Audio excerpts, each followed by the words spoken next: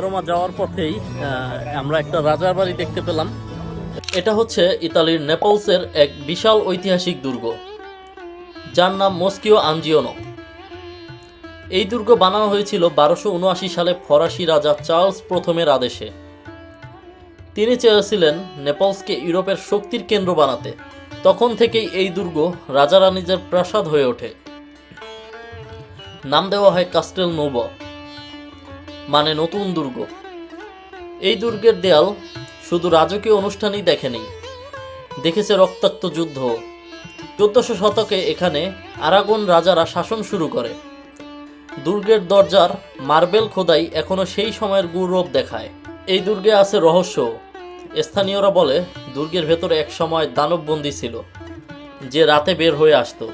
আবার কেউ কেউ বিশ্বাস করে রাজাদের আত্মা এখনো এই হলরুমে ঘুরে বেড়ায়।